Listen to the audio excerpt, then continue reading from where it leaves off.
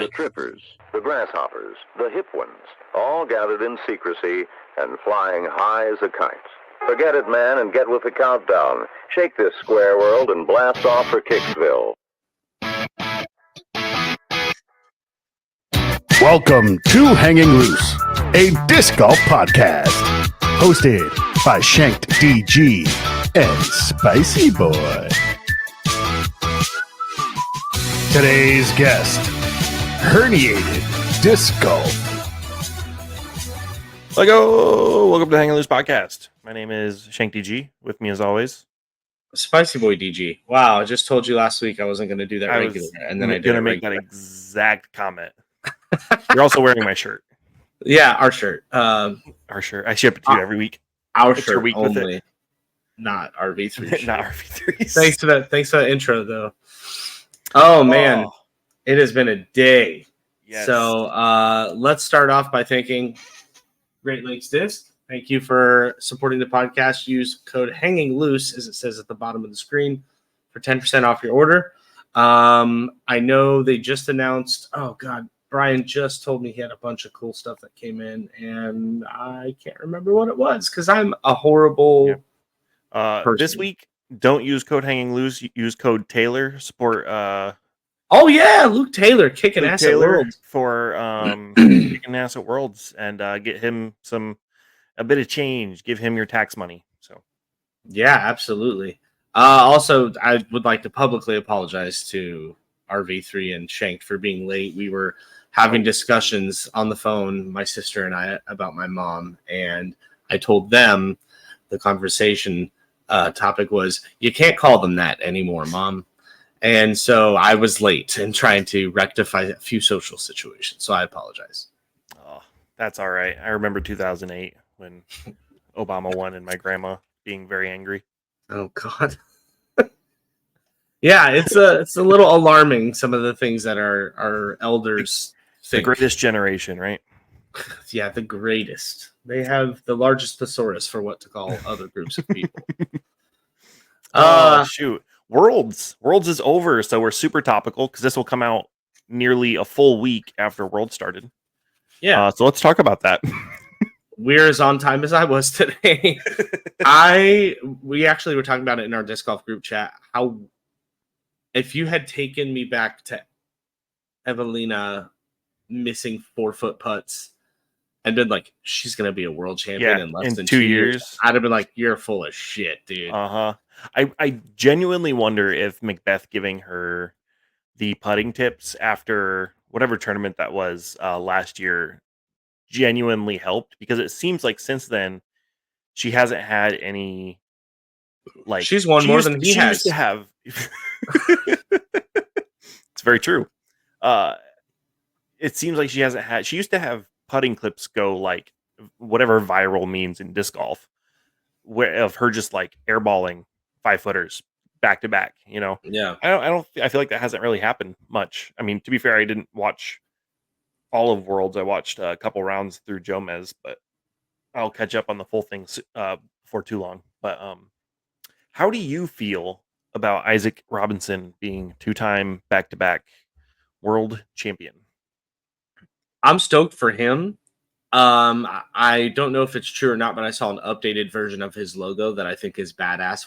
After the two, yeah, I think if that's true, that's super smart, and like, yeah, it was loaded and ready to go if it happened. So I was thinking about it right when I saw that he won. How funny it is like, we were just talking about how he is a great golfer, obviously, back-to-back world, but he just doesn't. There's nothing like Isaac Robinson. There's nothing. There's no personality trait that really sticks out that makes him marketable. Very quiet about his win.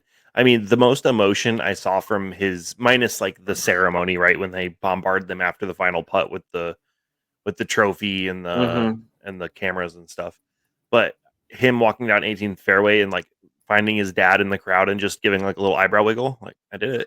If you notice, he raised his eyebrows 2 times in that clip.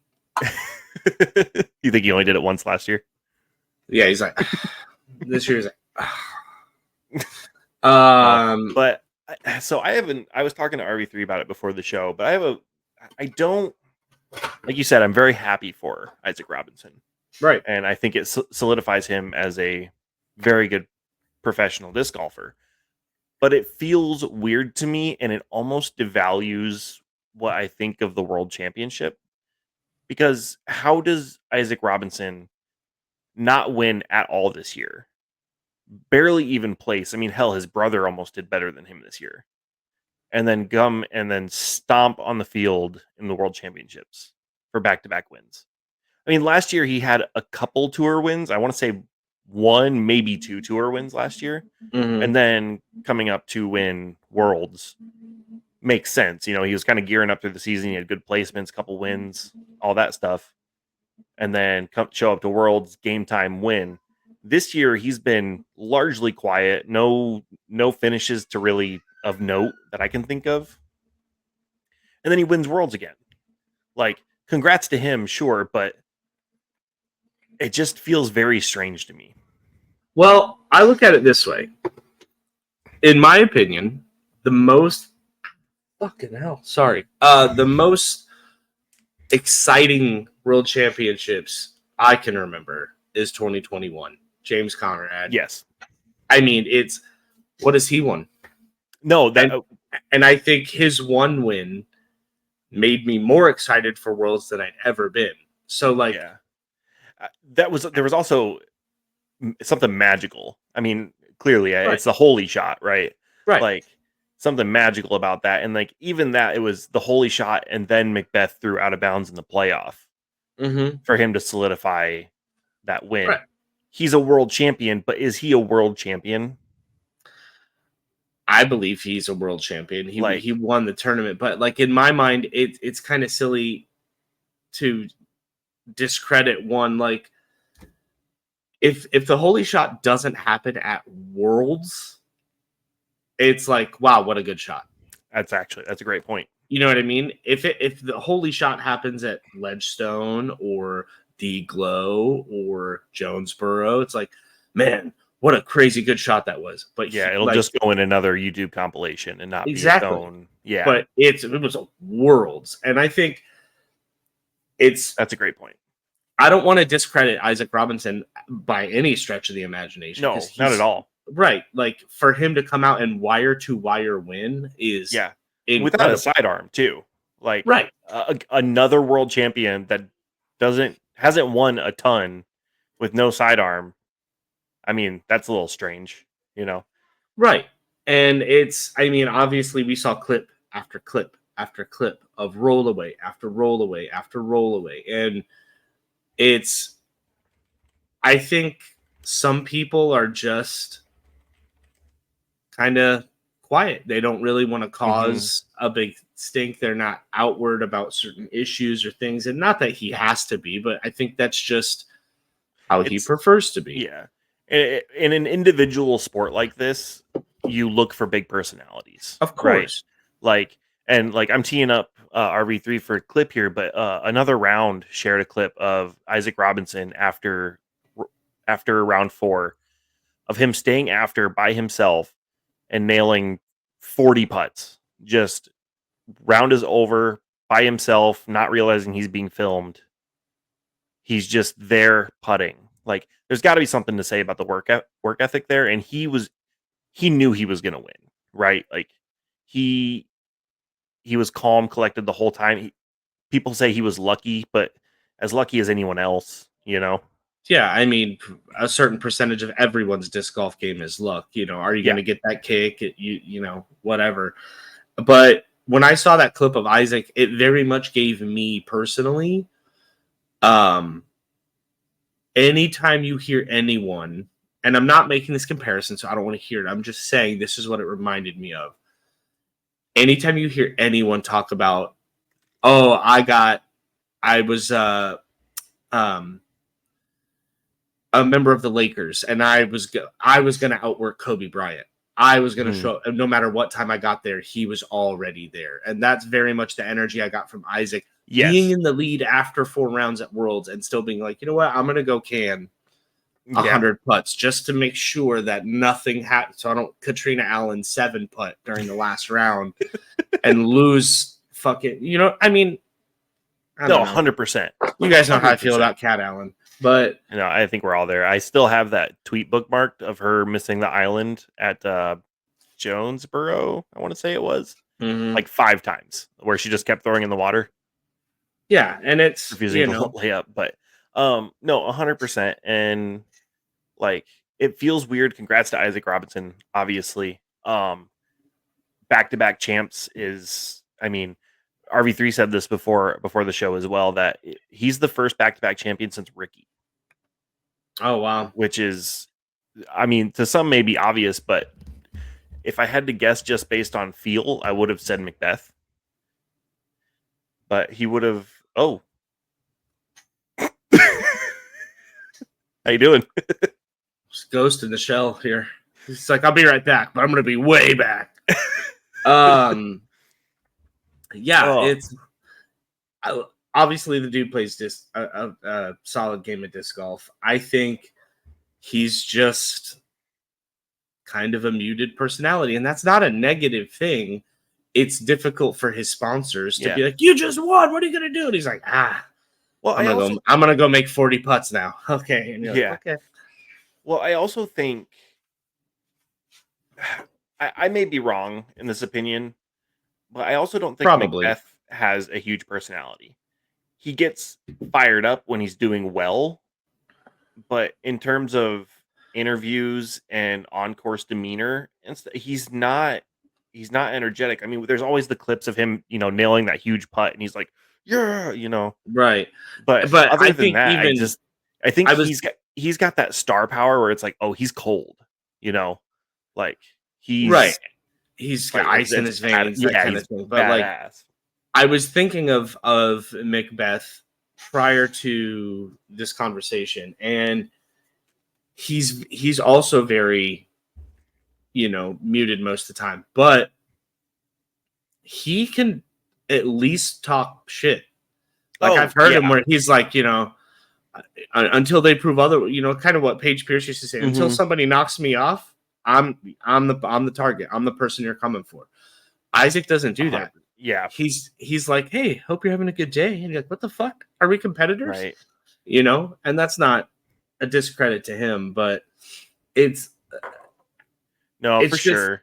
It's just kind of funny that we're always like, I don't want to discredit, but like we're always having that conversation. So like, I really want him to come out and just like stomp the yard on people sometimes. If he would start winning more, or even just placing, like there's so much emphasis put in the disc golf community on wins, which yes, it's the big thing. You get a win, it's golf. That's how it works. But top 10s I think are very important in terms of like just proving skill. And you've got disc golf right now is full of people who are either in the top 10 or like placed 70th. Right. And that might just be the age of the sport. That might just be a confirmation bias by me. But it's very interesting to see other people's opinions too, because there was the whole run like, if Gannon wins this, is he the GOAT? Like, no. Right. And we had that discussion last time. If Gannon wins one Worlds, is he, first of all, I'm gonna sound so old right now. I cannot stand the term GOAT. I wish it had never been invented. I wish it had. It's so fucking annoying because everybody's the GOAT all the time. And it's dumb. I hate when people call me the GOAT. I opened the door for someone walking into my bar and like, oh, you the GOAT. I was like, no, I'm a person with manners. I'm not the greatest of all time because I opened a fucking door for you. Although, it's really funny. Do you know who is making a case for being the greatest of all time? I do not. I know, and you won't even after I say his name. Aaron Judge. Oh, I did see that. Doesn't he?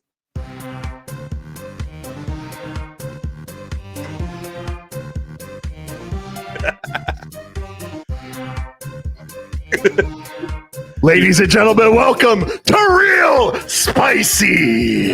Real Spicy. Today we are going to discuss the New York Yankees, and Shank is going to have no part in it because he doesn't watch sports.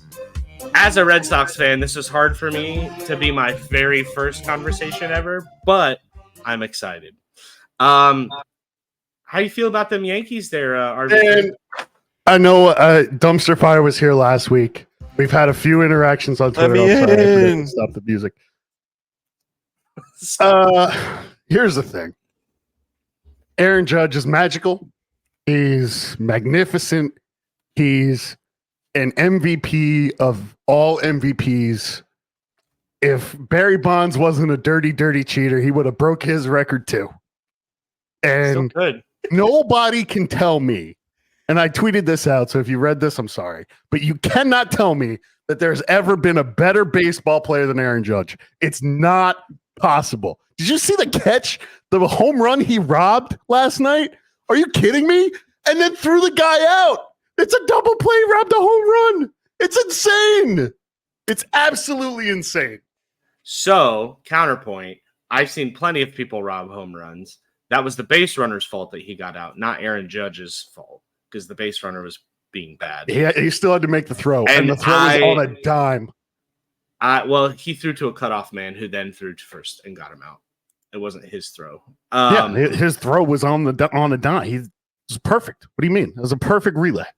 I would call, and you're going to get mad, I would call Shohei Ohtani a better ball player than Aaron Judge.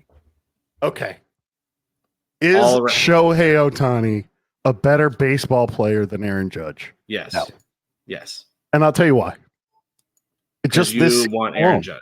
He's only doing half of what he's supposedly legendary about doing. Injury or not, you're doing half the job you're paid to do. Aaron Judge is doing 120% of the job he's paid to do.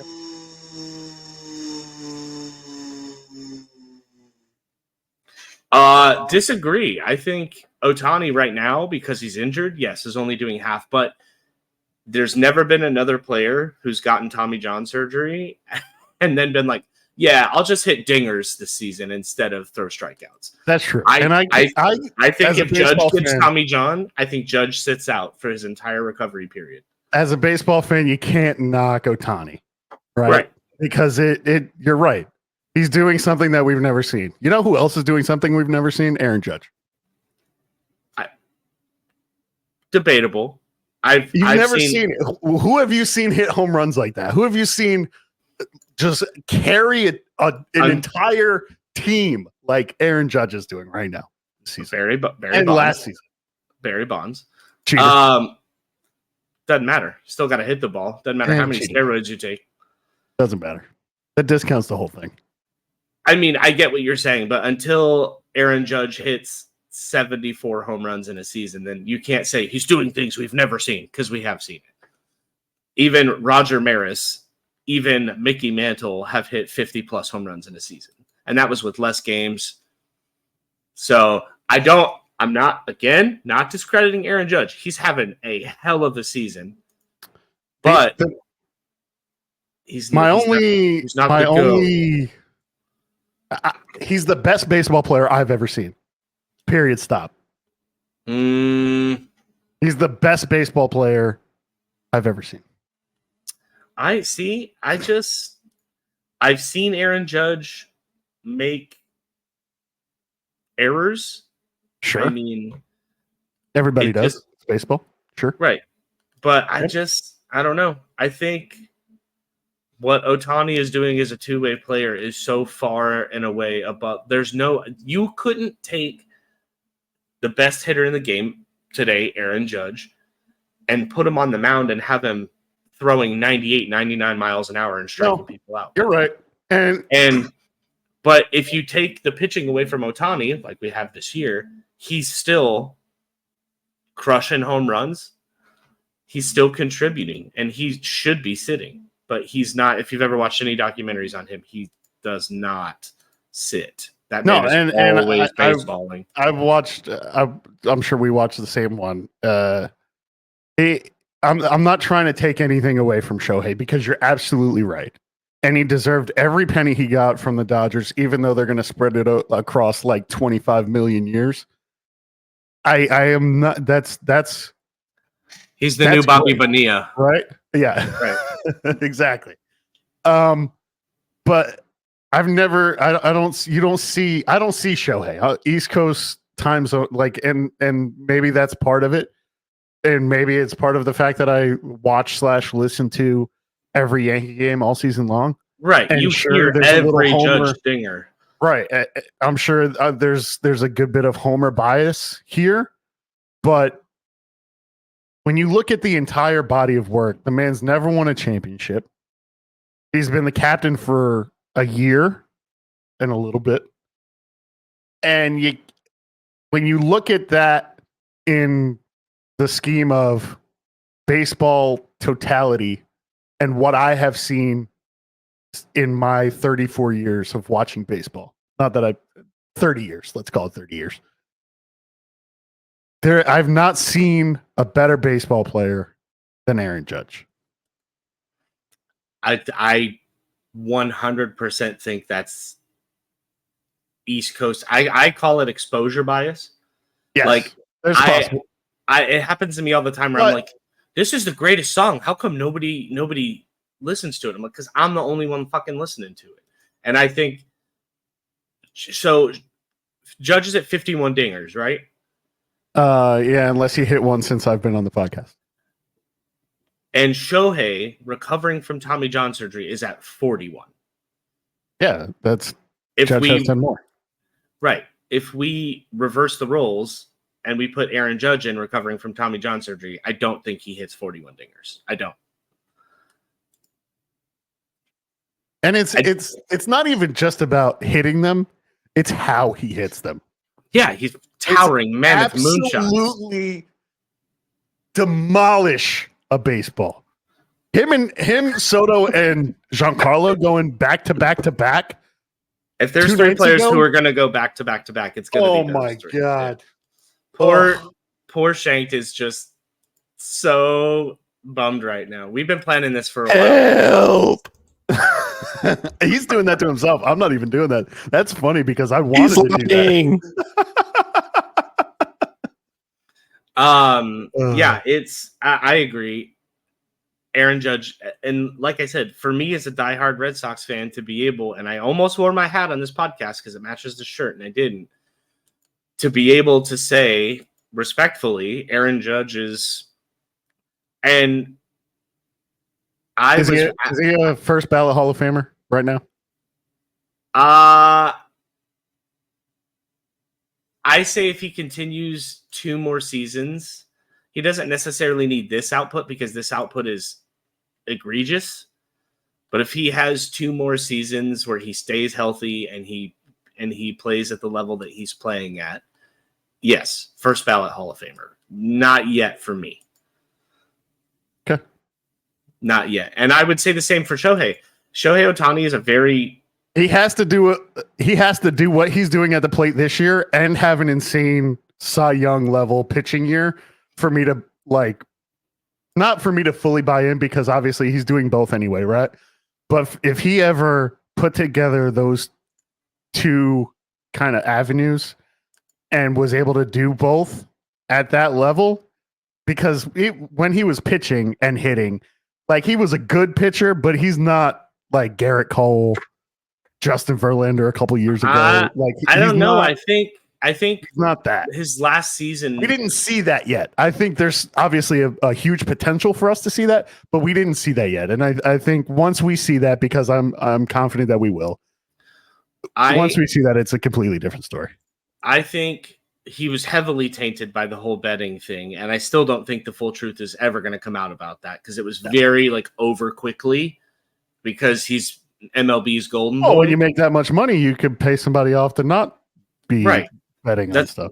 That's what I'm saying. And so I think for me, his last 2 seasons with Anaheim, I'm pretty sure he led the league in several pitching categories and offensive categories. And that's you may not win the Cy Young, but to lead the league in categories on both sides of the plate is bananas. Yeah, it's crazy. It's definitely the best era in baseball. What the hell was that? That was Shank being stupid. That's all right. Caleb Back knocking to on your. the Thank Alex you for Jones tuning door. in to Real Spicy. It's the best podcast inside a podcast. Now back to your regular scheduled Hanging Loose podcast. Programming. Also, the next episode of Real Spicy will happen at random without Caleb knowing, just like it happened this time. That was incredibly entertaining. That was very good. We had all these plans for my friend Kayla to help us out. What's up, buddy? What up, dude? Oh, We you're cannot muted hear you. as shit, bro. You are. Yeah, I totally was. I was coughing. How you guys There doing? he is. Pretty good. How are you? Oh, splendid. Is that a printer or a Nintendo behind you? What do we got here? Not a Nintendo. Ah, it's a printer. It's a printer. Is it a Cricket? Nope, but I do have one at my feet, actually. It's a Canon inkjet. Yeah. No, not quite an inkjet. It's a T564208. That's for all you what's gonna be printer my nerds out there. I was gonna say, that's gonna be my 8675 second guess. 309. Get It out of does here with good that with dated co- reference. Right. It does good with coloring pages for the kids. Heck Well, yeah. that's good. Yeah, Heck yeah, you know, dude. it is what it is. What are you recording with? Because your voice sounds like it's coming from the middle of my head. From the middle of your head, I'm actually recording probably on my headphones. Oh, it sounds very good. So, Oh, perfect. Your Can you hear voice- my kids too? Yes, but also your voice is very soothing. I was just gonna It say, is. like, Nice. you're like, that's my printer. It's like, oh god, velvet. Good. I Well, think welcome to the that's, show, man. Yeah. can you give us a Thank you welcome so to the much. Hanging Loose podcast? You want me to do that? Sure. Yeah. Welcome to the Hanging Loose podcast. Oh my that's so god, nice. RV3, you're fired. That's the second time this week I've been fired. What the fuck? Damn it. Second time Oh, today, shit. to be honest. Oh. Oh, that's awesome. Well, how much Cool. of a real spicy did you catch? I caught about the last 5 minutes. Nice. Yeah, no, that was Yeah. I had no idea it was coming. It was an RV3 takeover. Yeah. They No. kicked me off the stream.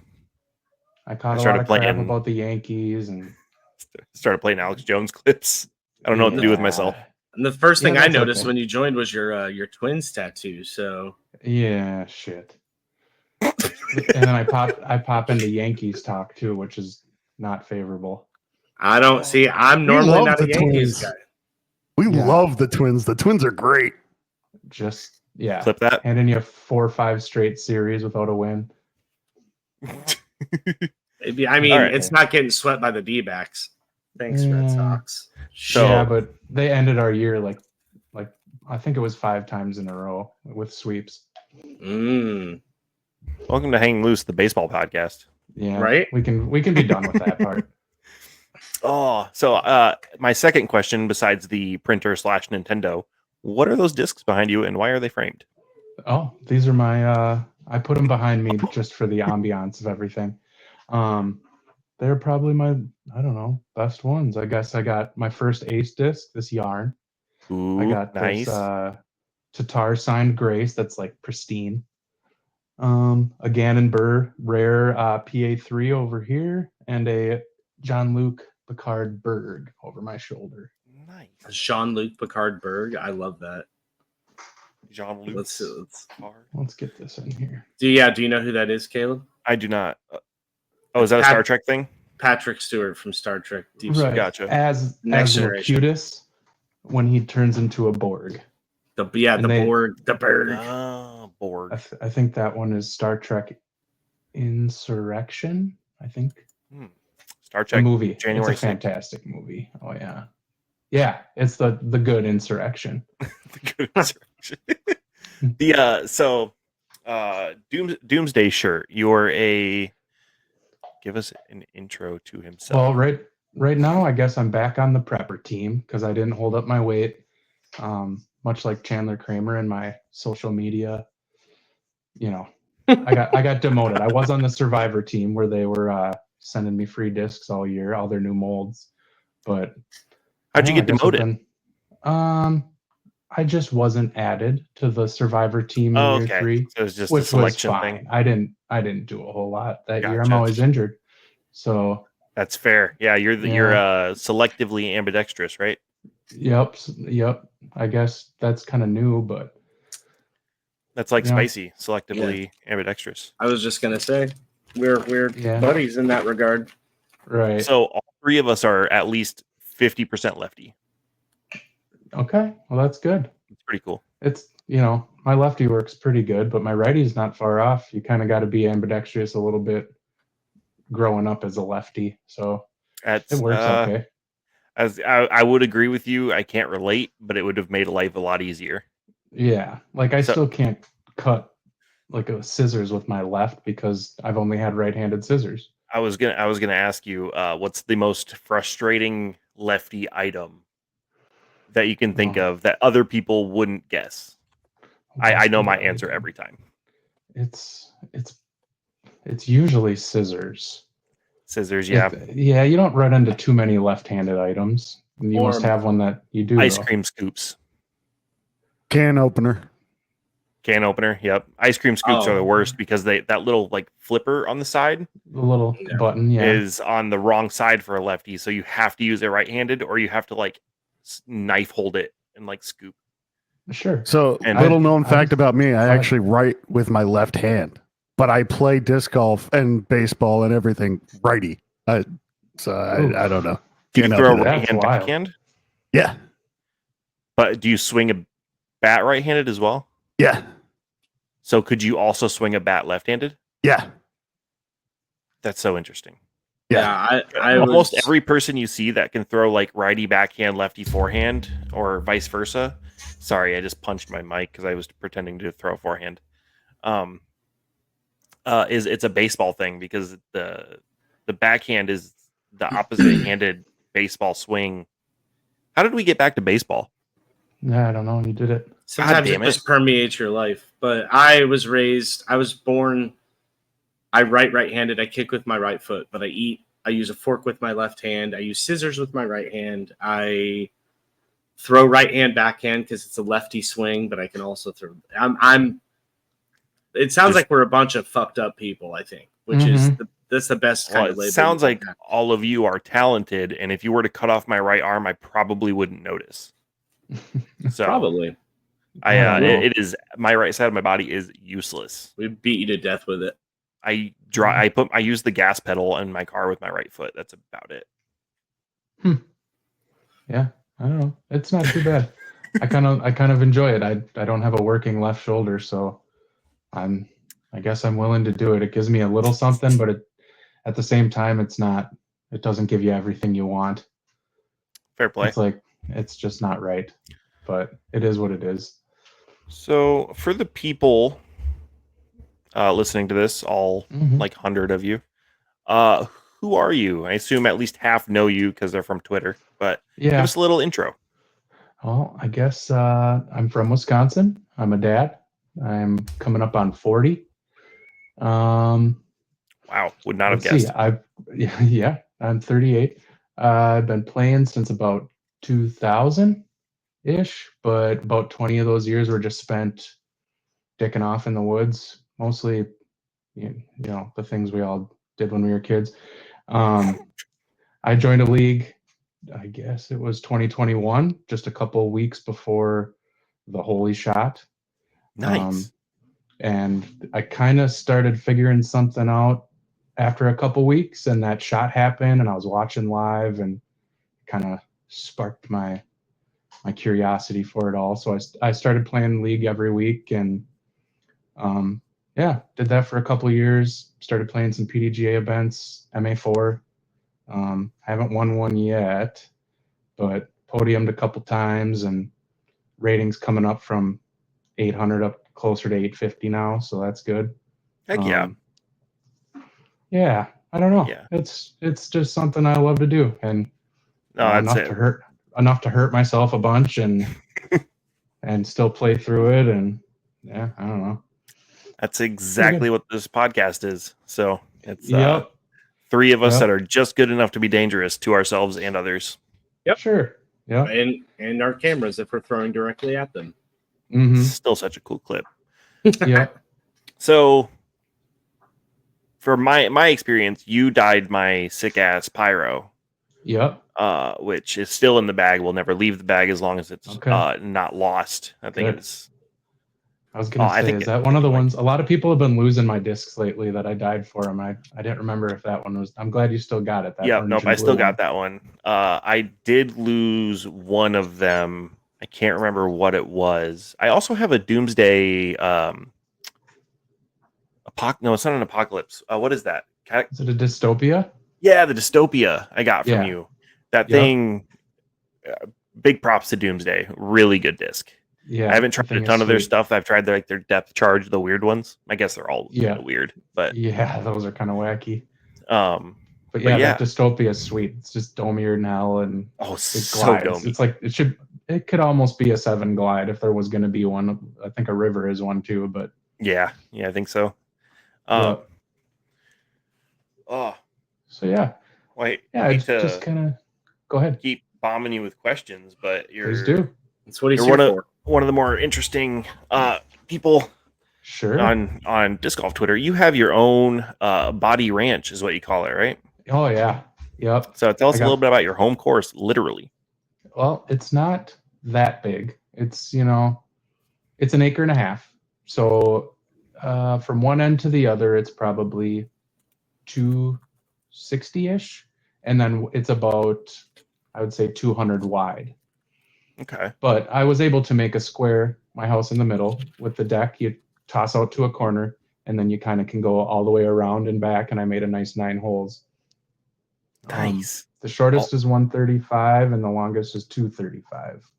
That's a respectable course. Like that's like middle of a like college town course right there. Sounds like my home course, and that one's on an actual at a state park. So Yeah, it's not that big. It's just it just fell kind of right into place really nicely. Yeah, and it's really awesome for down. We got downhills, uphills. There's one where the basket's probably 10 under your feet, and then you come back up the hill when it's 10 over your head. So, Dang. it's a lot of fun. that's You can sick. practice a lot of stuff. You can also lose discs, but the good news is you can look for as long as you want. So yeah, I was gonna say you're not gonna have any hooligans out there trying to snatch your discs. No, that would never happen. No, that's sick. I think those kind of courses are undervalued. Mhm. I see a lot of push for like big woods courses or like giant 700-foot par 4 holes and stuff. But one of my favorite course back home was Tourist Park, and the longest hole was 230, and Mhm. shortest was 117. Like, Yep. it was a full 18, but like I played that course so much you could get it done. You could play it super fast. I mean, like 30, 45 minutes, depending if you're, playing a player 2 or not. Yep. And how busy the course is, because courses like that get real busy because you get a lot of casuals that want to, 18 holes that are less than 230 feet. That's perfect time to, crush a 6-pack or something. Oh, for sure. Perfect time. Well, it's always a perfect time. Okay. Something is right. I think he's writing ad reads for Budweiser. It's always a perfect time. Well, I didn't mention what it would be, but sure. If it needs to be Budweiser, sure. Yeah, well, I don't. Like I said, the course I play at, my home course, is very similar to that kind of distance range, and I want to get your guys' opinion on something because I know a few of the people that I golf with every day do listen to the show. What up? Sure. And how do you feel about party cards? Because I cannot stand if a card has talking about 6 or more people. I really do not enjoy myself for the most part. No, I think it really depends on the traffic of the course. If it's a busy course, cards like that just don't. And if you are going to, be the most courteous you've ever been in your life. And if someone's a hole behind you, wait. Oh, we do. Like, we absolutely practice courtesy, but like a lot of the time, especially now with our ace pot being like $300+, everyone comes out every time, and it's like 9 people. And I'm like, I hate this because I can't get into my rhythm. I can't I can't settle in. I'm constantly waiting on the asshole who's sitting behind hole 5 rolling a blunt. It's like, dude, there's 9 people. Why did you wait to start rolling until it was your fucking turn? Now we all have to wait extra longer, and it just drives me nuts. Yeah. Yeah. And it's even worse when, like, a lot of times, so like no offense to your party group that you play with. A lot of times when I see that kind of group of people, they're people that don't play very much. Like they might have a lunchbox bag or even are just carrying, 3 to 4 discs with them. Yeah. And not only is there so many of them, they're also taking double bogeys on 250-foot holes. Yeah. Like it's just the longest card you've ever seen or played with. It takes forever. And no, I'm all for no harm, no foul. If you're not bothering anybody else, if you're not being a nuisance, if you're not littering, like do what you want. No harm, no foul, literally. But that's kind of what I was saying with the courtesy thing. Like if you're going to be playing with a group of 4, more than 4, be cognizant of who is behind you. Because if you think that they're still 2 holes back, we can tee off. By the time you're done, the last person tees off, they're waiting for you. Right. And we're, like I said, we're always hyper courteous. I think this is misplaced anger, but like a lot of times we'll get mad when they don't just skip us. Like I don't get mad, but like, nervous people that just kind of wait. Not really, but they'll like hole 3 at our home course is like 180 feet maybe, and that's if it's in the long position. So it takes no time to just play through that hole. So a lot of times, if we're on that hole, people will just skip us and go to 4, which is fine. And I'm all for skipping if the situation calls for it, but I would never expect one to skip us because we decided to have 8 players. Yeah. And when we have 8 players, I always ask for separate cards, and nobody ever wants to be on separate cards. Ooh. And I think that's fun because then you can compete with the other card. You can, I think it's more fun that way. So I was just curious your guys' thoughts. I know the Abbott hasn't talked on this question. So no, I would say don't do it in public on public courses at peak times. Yeah. And if somebody's behind you, just let them through. Mm-hmm. But once you're getting up to 6 people, man, and if a couple of them are very good, it takes so long. You should just stay off of it until a good time, I guess. Right. And like I said, we play a tournament here in the yard where I think we've had 10 people on one card basically playing at one time, and it's just a shit show. There's just shit flying everywhere. People are, not paying any attention because they're all just walking around talking to everybody. Do you ever host events at your course? Just friend events, yeah. Just friend events? I'm going to say that back in Iowa, there was someone that had a similar situation to you where they had a course at their home, and they would hold events there, but it was strictly invite only.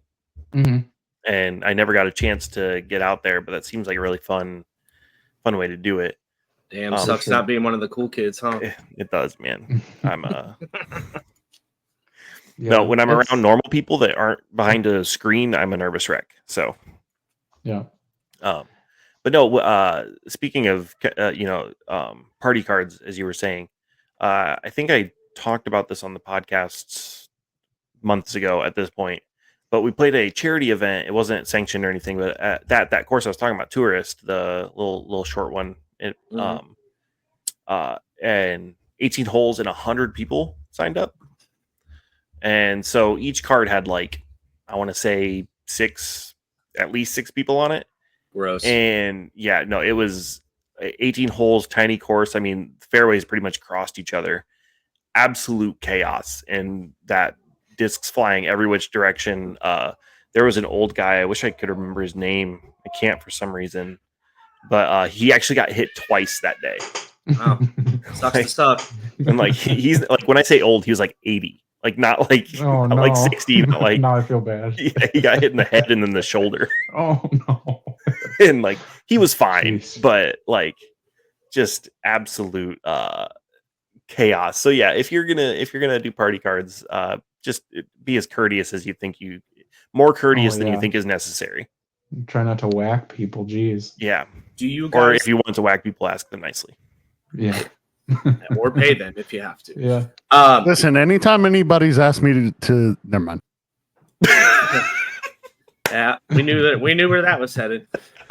So when we do have larger cards like that, almost always we will play dubs because in our mind we think it's faster.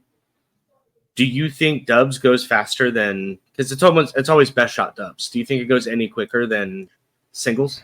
Hell no. No, I don't think so, because you end up having those holes where people argue about like which shot's better, and then evidently, or that's not the word I'm looking for. Eventually, you end up. I totally lost it. It's gone. Professional podcast host, everyone. Yep.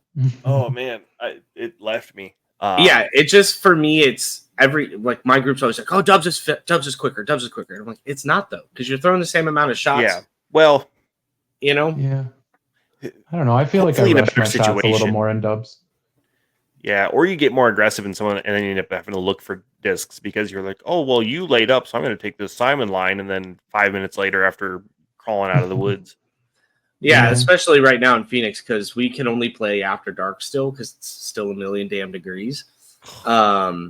But yeah, we go out and everybody's got the black light, everybody's got the flashlight, and we're all looking. You know, some people have lights that they put on their discs, but personally, I'm so fucking lazy. There's no way I will light up all of my discs just to then take them off at the end of the round. I think it's done, unless I'm playing Vista, but I don't play out there very often. So glow tape is nice. I've never actually been a fan of glow rounds. I've played one or two. Just I don't know. It's not as fun. I feel like even with the glow, you can't really see anything. Yeah. So at the course that I like it. The course that I'm helping put together here in Connecticut, we do glow like once a month, but it's usually like small invite only kind of thing. Because it's a public park and we're not really supposed to be there after dark anyway, but we do it anyways. And I have the exact opposite experience as you, Shanked. I absolutely love playing in the dark. So much so, I play way better in the dark than I do in daylight. 100%. I at the same exact course, I've shot 2 under in the dark and never shot better than 1 under in the daylight. Same exact course. Explain it to me. You can't. I can. So the reason that that's the case is you can't see all of the visual obstacles. 100%. You know the line, but they're not staring you in the face. So I think you throw a little bit easier in the dark. You trust your body more. I've had a total of 5 or 6 of my aces have been at nighttime. And it's just awesome. It's just because I'm not looking down this terrifying corridor of olive trees. It's just, okay, I know where I need to throw it. I'm just going to commit to it completely. So, good point. Yeah. Would you say you play more night rounds than day rounds? In the summertime here, yeah, because you have to. Like I said, my pasty white ass. We talked about my translucent skin in the Chalupa clip. I don't go outside in the daytime in Phoenix in summer because it's just too hot, man. Yeah, if I walk outside and it's literally 118 degrees, you just want to unalive yourself, and it's just it sucks. But when you get out and it's nighttime and there's no sun beating on you and it's only 100 degrees, you're like, oh, this is not bad. Yeah, so, it was here yesterday. It was about almost 100, and the heat index was 117 with all the humidity. And walking outside, it was just like, you can't even. I could hardly walk to get the mail. I was like, no, I don't want to go get the mail. Yep, that's how it's been for like 3 weeks in Oklahoma. It's just been like at least 105 in heat index, and they keep saying cold front's coming, and then you look at the like forecast, and it's like cold front 97. Oh my god. So, I swear I've disc golfed less this year than I did when I didn't play. You always know it's going to be a sub 100 day at 7 p.m. when the group chat starts popping off here in Phoenix. It's like 7 p.m. It's going to be 98. Let's go. Oh. Everybody, I'm getting 2 beers today. And then we get out. It's always Yeah. ridiculous. Heck yeah, dude. It'll be 30 here Oh. in 2 months. See, I personally would love a snowy night, a snowy glow round. I be awesome. think that sounds so much fun. Disc golfing in the snow is a unique kind of hell, in my opinion. It is. It is. Like, have you? You can put a disc in the fairway. Shut up, Spicy. You're not even saying anything. Shut up. You can put a disc in the fairway, and it.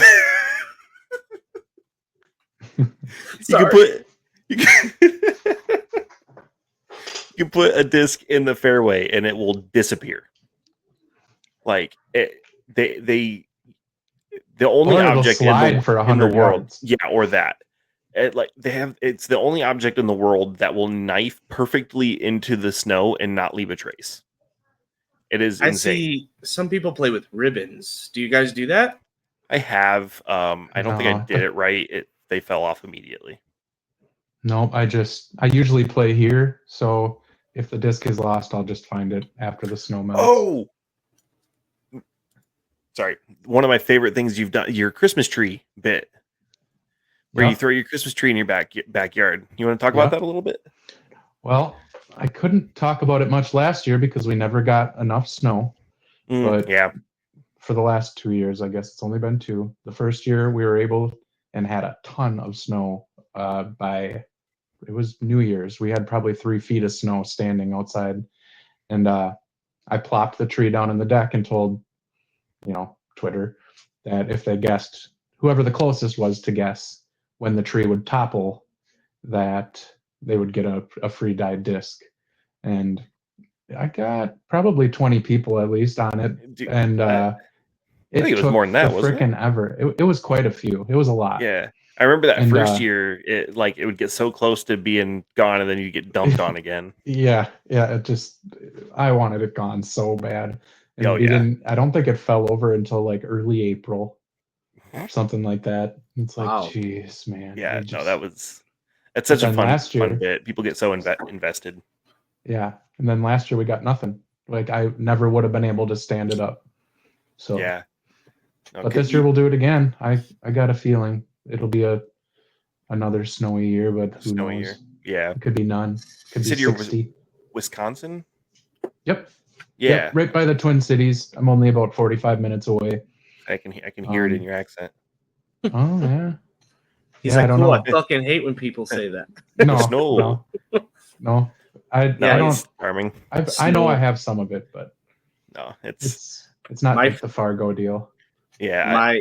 My friend Taryn is from Shoalsburg, Wisconsin, which is very small, I guess. And it sounds like a small town. I've never heard of that one. She always says so many. It's where John Dillinger escaped or has some connection to John Dillinger. No, as every small town in every state has some wives' tale like that. Right? Yeah. But no, he did from Shoals Field for sure. Oh yeah. 100%. Yeah, Shank, shut up. Did you say your aunt? His aunt told him. So my friend Taryn is from there, and she's the only. Sorry. Yeah, she could be my aunt. We'll talk about it. But the only word she ever had it with was bag. Was what? So bag instead of bag. Bag. Yeah, BAYG. Is how she would pronounce it. There's the only word she ever had her accent on at all, ever. And I used to work with her at Borders Books, so she would check people out, and she'd go, yeah, do you want a bag? And I would just go, bag! I just yell it at her across the till, because she used to piss her off so much. But, we have weird Midwest quirks like wash. For wash. No, I don't think I have many of those. I know I do like a O's. All that kind of stuff. Yeah, the O's come out hard for the it's not. I mean, it's Canadian in origin, right? I think so. Just whatever that like. The Mounties. Yeah. Oh my god! Why can't I think of this guy's name? There's a guy on YouTube. He's a dialect coach, and I can't think of Oh. his name, but he does a bunch of videos for like Wired and things like that, where he will break down accents and he'll tell you how to make the sounds. So like he'll be like, "Oh, this one's more at the front of your mouth with your teeth together," and so I actually love cool. Eric Singer. I think his name is Eric Singer. Cool. I don't know, but yeah, he breaks down the difference between Wisconsin and Minnesota and Canada.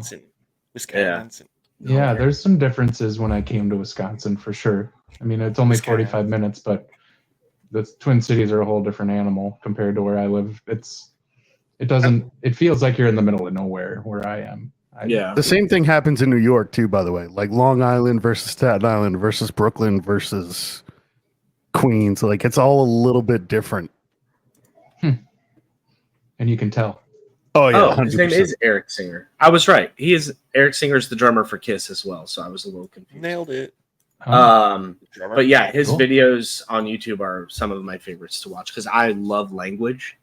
I think it's such an interesting part of the human experience. Like, can I help you, Shane? It's interesting. Like, No, it is. It is. Oh, I I'm like right there breaking with down words and like country of origin and all that, like Jeopardy stuff. I love doing that. philology is the study of the origins of words, There we go. and it's I didn't know that. there used to be another YouTube channel that I watched called Hot for Words. It was this Russian lady who would teach you. really gorgeous blonde Russian lady who would teach you about words. And it's funny because that stuck with me, but the blonde lady didn't. So I'll be checking that out. beauty fades. I'll be checking that. Well, we're just right about at time. Any closing words for this very obviously disc golf podcast? Plugs, Oh. giveaways. What? Plugs, giveaways. That's Oh, right, shoot. folks. He's Hold on. giving Yeah, away I need that to- Canon I can- burr putter back there. No, that one's gonna stay with me. I thought he was gonna get a world championship this year. I was rooting So did for he. Calvin, but yeah, he did. I think he did. He's a little big on his britches, that one. Yeah. Talking about being the best ever and all this stuff. Like I would just be like, no comment. Mm-hmm. I haven't even No. won a worlds, man. Anyway, shout outs. Yeah, I'll do a giveaway. You guys call what it needs. I got a gradient dyed Thrasher. Ooh, nice. That's really cool. I'll post it tonight. First, Is we gotta it the pick- blue and orange one? Because I might enter my own contest because I love your gradient dyes. This They are very one, good. You want to give me a second? I'll go snag it. Yeah. Sure. Give me a second. Just You guys don't talk. break your doorknob. Don't break your doorknob. Oh, I don't think I could. I don't know how he did that. The off-camera insult. Boom, Oh got my him. god, that's a new one. I don't know how. Oh, God, that was all right, so guys. funny. We got to give away last episodes, not like the Neptune Discs episode. So I need a number 1 through 3 because 3 people entered. Oh man, our listener numbers are going up. Where it's on YouTube, it's low, but on audio only, we're growing. So it's weird. Oh, okay, well that's acceptable. We have those dulcet tones. Hey, All right, if hit you're us. listening on audio, here's looking at you. Yeah, Thanks for thank listening. you. Absolutely. I probably should have sat like this the whole time. I felt like I was kind of goofy there. Check out this Ooh, bad boy. That's so nice. Incredible Hulk. What was the original color? White. White. Ooh. Oh my and God, I bottom love that. stamped. I like that dye on the bottom. But you guys get to call the contest. If your name is Spicy Boy DG on Twitter, go ahead and enter this contest. And if we pick You've won. you will win. You have won. Oh I'm trying man. to think. How about this? First person to comment Ooh, first the years person. of these peers in a row. How about this? 2020, 2019, glass blown Ooh, open. that's really nice. I'll wait till you see this one. This one is a 10-year, so I believe this is we're gonna call it a 2021. Okay. Okay. So the first person to Chameleon. comment that in sequence. Yep, one more. Oh. And 2021. Okay, that one's really nice. I'm a sucker for like Yeah, it's Shimmer got that plastic, chameleon That's so nice. So I cool. had a Zach Melton Maverick that was that same exact plastic, and it's at the bottom of Vista somewhere. Oh no. Oh no. Dang. All right, boys. Well, number 1 through 3. You pick, Abbott. 1 through 3. Pick a number. Oh, just picking a number. We're gonna go with 2. 2. He's a middleman. Sam S. Dot dash HK30F. You won my couch disc. So congratulations. Get a hold of me, Oh. whoever you are. Yeah, that's a fun one. Can't wait to see that tagged on the socials. Right? Mm-hmm. Couch disc. Mm. Wonderful. Look at him reaching for it because his wife makes him sleep on the couch. Oh yeah, the hand-eye putter. Yep. Mhm. It used to sit in between my couch cushions, and then when I was watching Jomez, I'd spin it on my finger. Yeah. So the stamp is a little worn off because of all the in and outs on the couch, just like JD Vance. You always gotta have God something to damn, spin on your finger. Yeah, perfect. Oh man. All right. Well, thanks for hanging out, man. We'll have you on again because I'm sure you got a 100%, lot more stories to tell. Oh yeah, I was a school bus driver. Not a good one. I got all sorts of shit, man. We talked too much disc golf tonight. Too much. Yeah. Yeah, Too much. so much. Oh man. That's why we're Thank you for amateurs. joining us. For sure. It was really nice to be here. Thanks for having me. Absolutely. Of course. Oh, that Super fun. Midwestern charm. I With, asked, so you know, thank you. that's okay. So with everybody else, you gotta send us out with a scream. Ah! Perfect. We'll do it.